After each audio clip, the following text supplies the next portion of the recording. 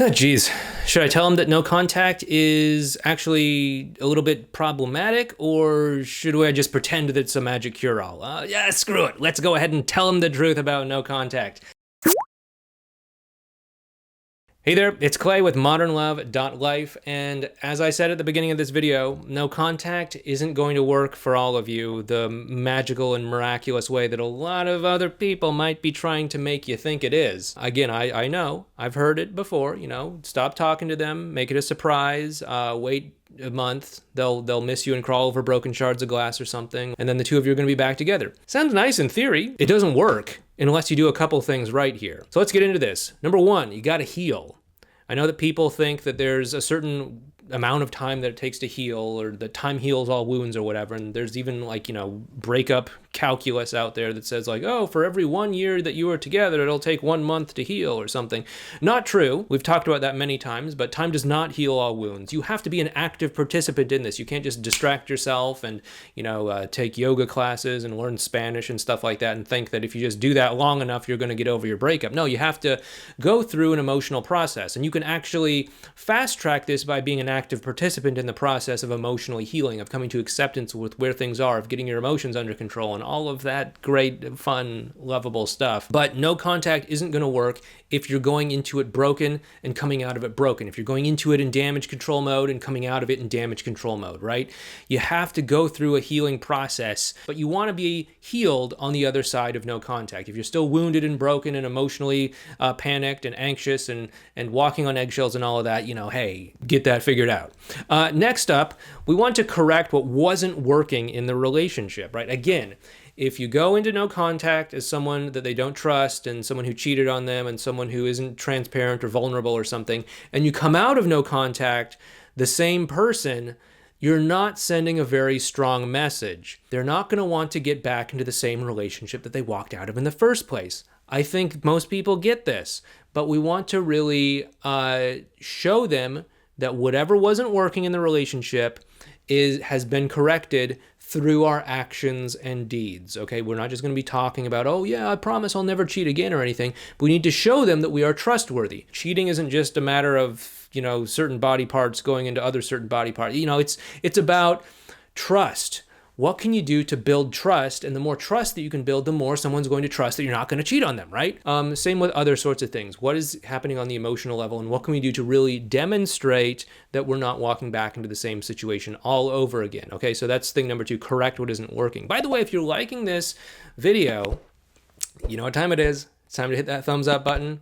If you've already subscribed, you're cool. But if you haven't subscribed yet, make sure you subscribe to this channel and hit the notification bell as well too, so that you can get notified when we upload new content. As well, it would also help me out a lot with my low self-esteem if you would drop a comment down below in the comment section just saying what a swell guy I am. Or at least just type something for the YouTube algorithm out there. It helps me out a lot. Just tell me what you had for breakfast, or what you might be having for dinner tonight, or what's something that you're grateful for today, even if it's just having a cup of coffee in the morning. That's great. These things are great free ways to help support this channel. But moving right along, another important thing you want to do during no contact in order to get it to work for you is to really align yourself with what it is that you want. Okay, so if you want to feel at ease and comfortable in a relationship, then you have to start by bringing that to the table right now. Learn how to feel at ease, learn how to feel comfortable, learn how to give up these feelings of anxiety and insecurity and all of these other sorts of things.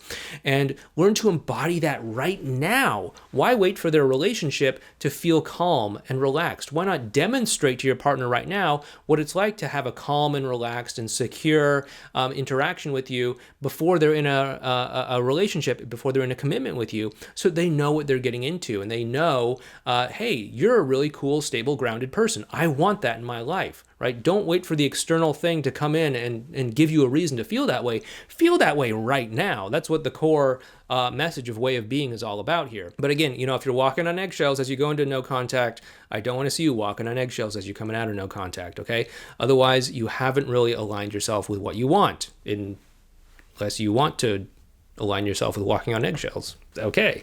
Hey, you do you, right? But moving right along, the next thing you want to really do is show your ex a new dynamic in terms of how the two of you are interacting with one another. It can't just be the same old, same old. It can't be the same thing that wasn't working before. It has to be something different that's going to demonstrate to them that things are not going to be the same moving forward. So, I mean, obviously what we've been talking about in this video is that they're not going to walk back into the same relationship that they walked out of in the first place.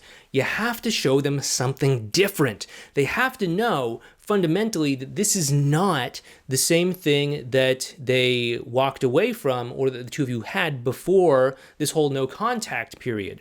They have to be able to relate to you in a new way, in a different way, in a hopefully a more enjoyable and positive way. And again, by positive, I just mean that we're being more vulnerable and more transparent with one another. Not that we're, laughing and joking around. That can happen for sure. But we want to be open and honest with one another, okay?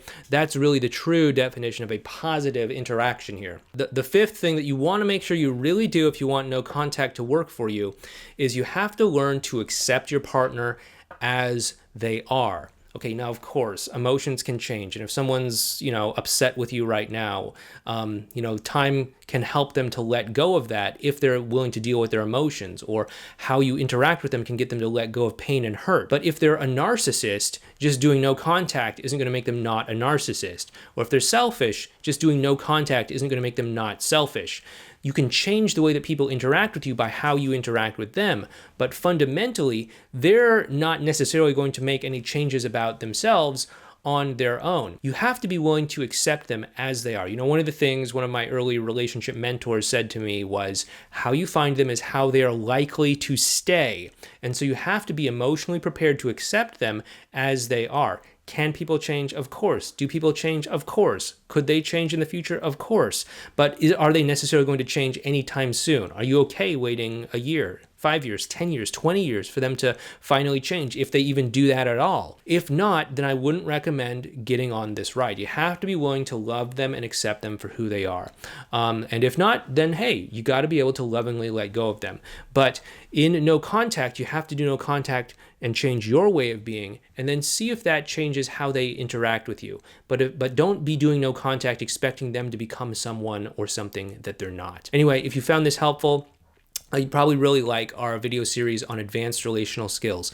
It'll help you to learn how to connect and create a better emotional bond. During no contact, it's a great time to be practicing these things so that when you get back into contact with them, the two of you can connect in an amazing new way. Go ahead and check out this video series right over here next. I'll see you over there. Take care.